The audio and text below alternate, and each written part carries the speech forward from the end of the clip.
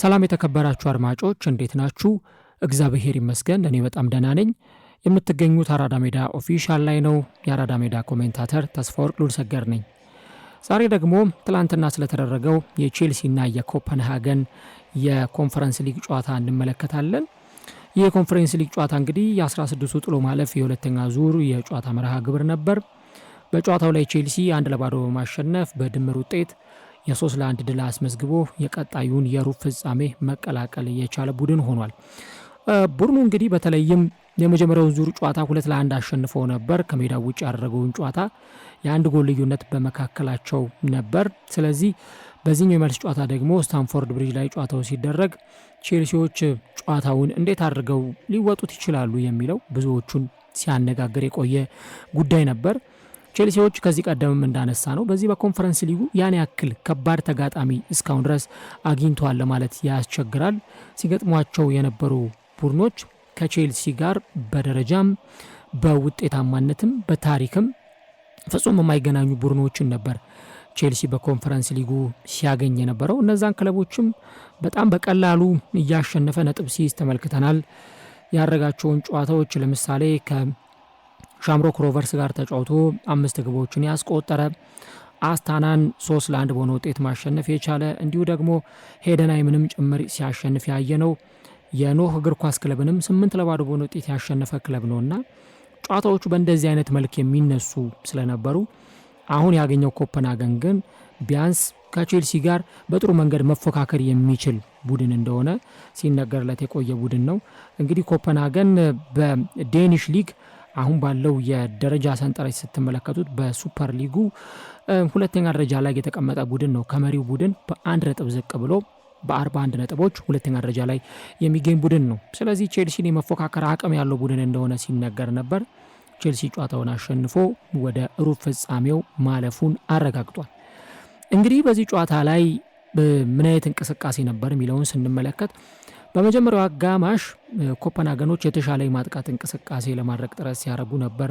3-4 ሙከራዎችን ያደረጉባቸው ጆርገንሰን ኳሱን ለመቆጣጠር የቻለባቸውን አጋጣሚዎች በሜዳው ላይ ተመልክተናል። እንግዲህ ቼልሲዎች በባለፈውም ጨዋታ ራሳቸው አሰልጣኙም እንደተናገሩት በመጀመሪያው አጋማሽ የቡድኑ እንቅስቃሴ ጥሩ ባይሆንም ሁለተኛው አጋማሽ ላይ ግን ደግሞ የተሻለውን ቼልሲ እንደተመለከቱ አሰልጣኙም ሲናገሩ ነበር።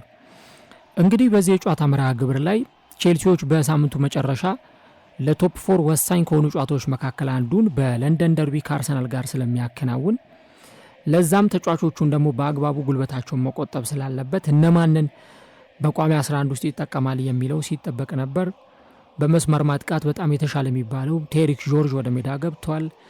ጀደን ሳንቾ፣ ሞይሴስ ካይሴዶ፣ ኤንዞ ፈርናንዴዝ፣ ፔድሮ ኔቶ ትላንትና ተሰልፈው የተጫወቱ ተጫዋቾች ናቸው። እንዲሁ ደግሞ ኮል ፓልመርም 46ኛው ደቂቃ ላይ ወደ ሜዳ ተቀይሮ ሲገባ ተመልክተነዋል።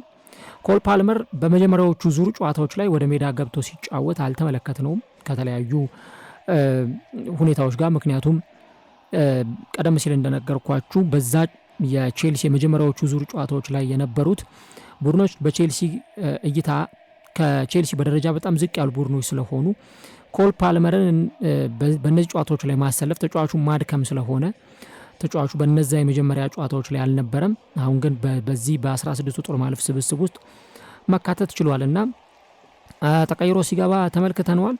እንግዲህ ቼልሲዎች በሁለተኛው አጋማሽ የተሻለ እንቅስቃሴ አሳይተው ጨዋታቸውን አሸንፈው መውጣት ችሏል። እንግዲህ ግብ ማስቆጠር የቻለው ኬርናን ዶዌስበሪ ሃል ነው። ዶዌስበሪ ሃል እንደምታውቁት በተለይም ተጫዋቹ ከሌስተር ሲቲ ራሳቸው አሰልጣኙ ይዘውት የመጡት ተጫዋች ነው። በ2024-25 የውድድር ዘመን በባለፈው ውድድር ዓመት በጣም ቁልፍ ከሚባሉ የዚህ ቡድን ተጫዋቾች መካከል አንደኛው ነበር። በ2023-24 ሌስተር ሲቲ ወደ ፕሪሚየር ሊጉ ሲመጣ በዛ ቡድን ውስጥ ትልቅ ተሳትፎ የነበረው ተጫዋች ነው። 44 የሚጠጉ የሻምፒዮንሺፕ ጨዋታዎች ላይ ተሰልፎ መጫወት ችሏል። እንዲሁ ደግሞ በካራቦ ካፕ 3 ጨዋታዎች ላይ ተሰልፎ ተጫውቷል። እንዲሁም በኤፍኤ ካፕ 2 ጨዋታዎችን ማድረግ ችሏል። በአጠቃላይ እንግዲህ 49 ጨዋታዎች ላይ ተሰልፎ መጫወት የቻለ ተጫዋች ነው። ለነገሩ ተጫዋቹ ከ2021-22 ጀምሮ በሌስተር ሲቲ ረጅም ቆይታን ማድረግ የቻለ ተጫዋች ነውና በእነዚህ ጨዋታዎቹ ላይ ደግሞ ብዙ ጨዋታዎች ላይ ተሰልፎ የሚጫወት ብዙ ጨዋታዎችን የሚያደርግም ተጫዋች ጭምር ነበር። እንግዲህ በእነዚህ 3 ዓመታት ብቻ ከ120 በላይ ጨዋታዎች ላይ ተሰልፎ እንደተጫወተ ዴታዎች ይናገራሉ። ግን ወደ ቼልሲ ከመጣ በኋላ የመሰለፍ እድል ያጣ ተጫዋች ነው። በፕሪሚየር ሊጉ 8 ጨዋታዎች ላይ ነው መሰለፍ የቻለው። በኤፍኤ ካፕ 1 ጨዋታ እንዲሁም በካራቦ ካፕ 2 ጨዋታዎችን ነው ማድረግ የቻለው። በኮንፈረንስ ሊጉ ደግሞ 8 ጨዋታዎችን ማድረግ ችሏል። በጥቅሉ ያደረጋቸው ጨዋታዎች የአምናውን ግማሽ እንኳን አይሆንም። በሌስተር ሲቲ ካደረጋቸው ጨዋታዎች በግማሽ እንኳን የሚሆን ጨዋታዎችን አላደረገም። ተጫዋቹ ጥሩ አቅም እንዳለው ይነገራል፣ ግን አሰልጣኙ ተጫዋቹን እየተጠቀሙበት አይደለም። ትላንትና ግን የተጫዋቹን ጥሩ ክህሎት የተጫዋቹን ኢንዲቪዥዋል ብሪሊያንስ ያሳየ ግብ ነው አስቆጥሮ መውጣት የቻለው። ግቡን ስንመለከት ተጫዋቹን እንድናደንቀው የሚያስገድድ ግብ ነው ማስቆጠር የቻለው።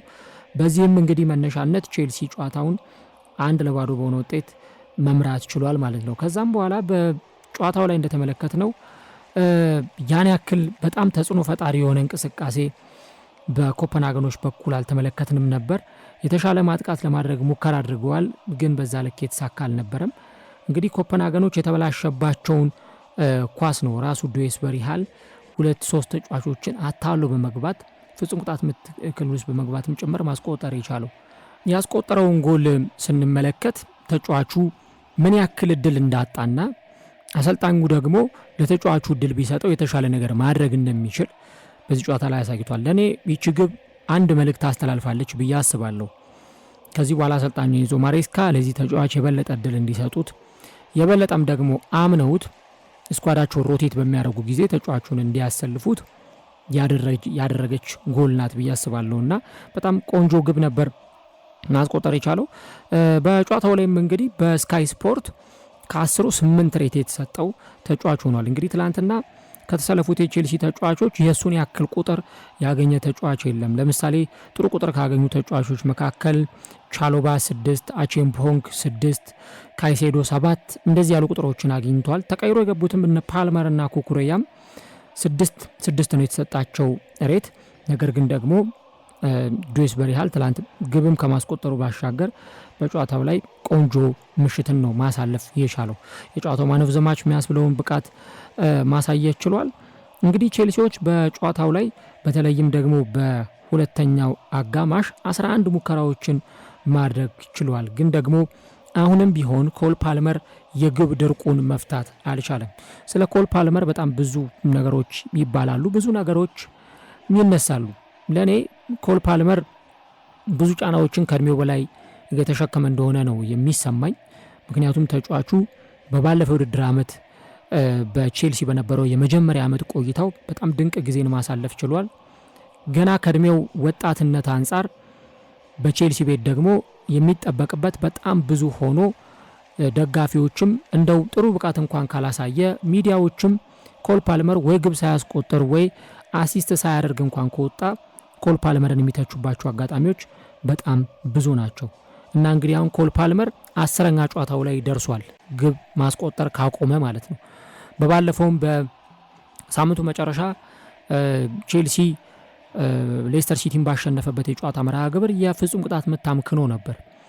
ያ በእርግጥ በኮል ፓልመር የእግር ኳስ ኬሪየር ተመልክተ ነው የምናውቀው አይደለም።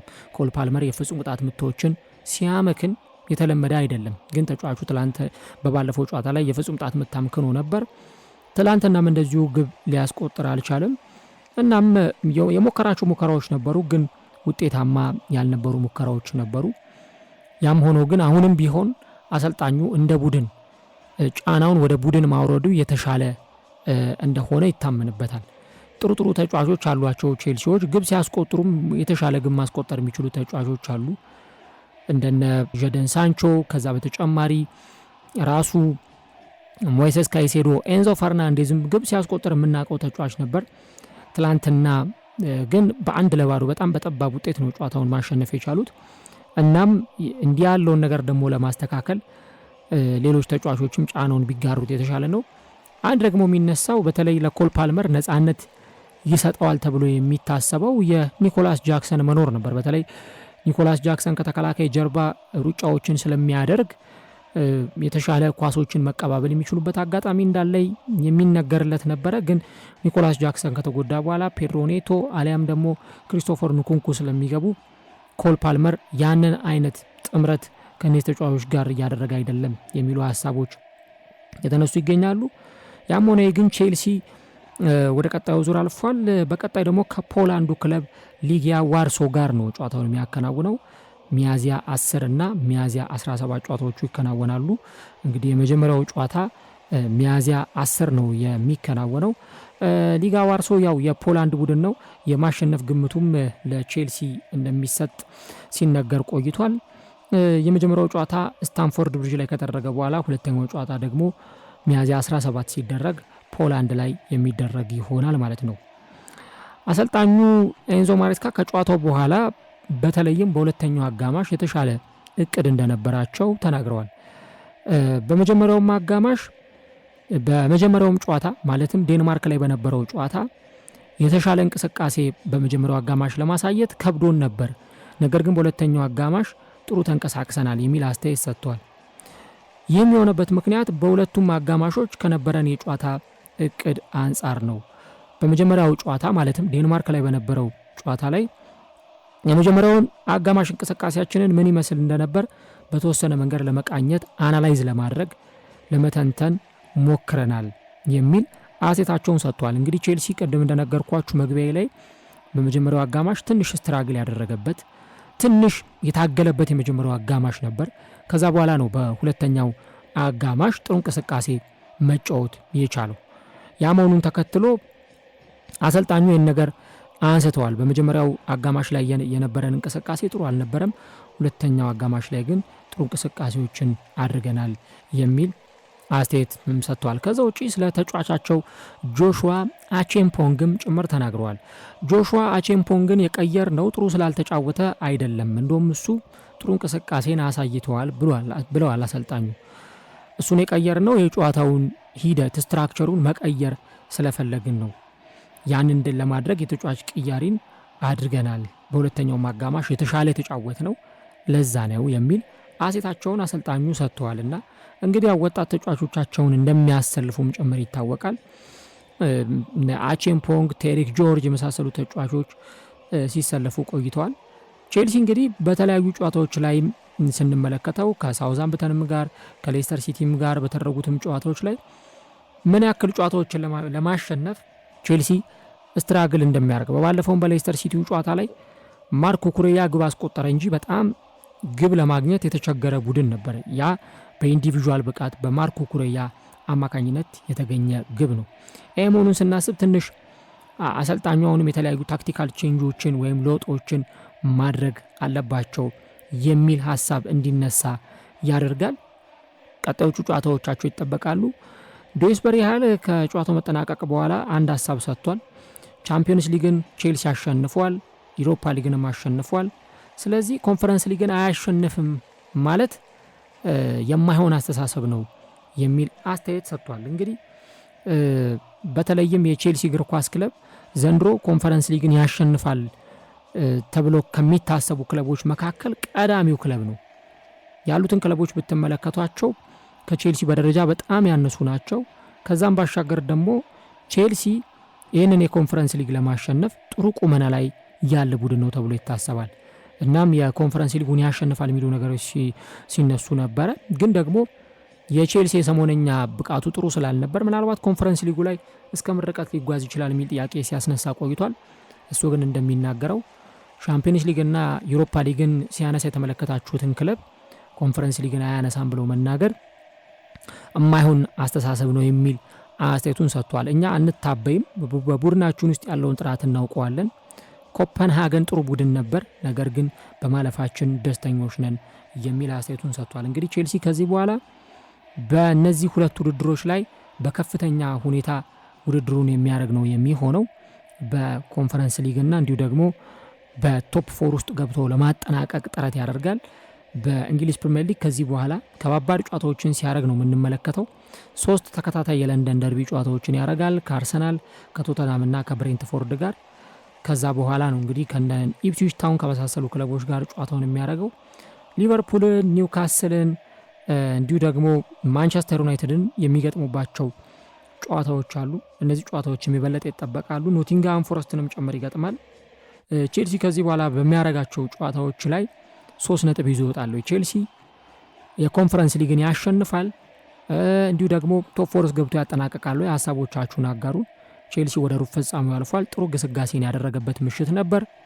ቼልሲ 1-0 በትላንትናው ጨዋታ በድምሩ ደግሞ 3-1 በማሸነፍ የሩብ ፍጻሜውን መቀላቀል የቻለ ቡድን ሆኗል።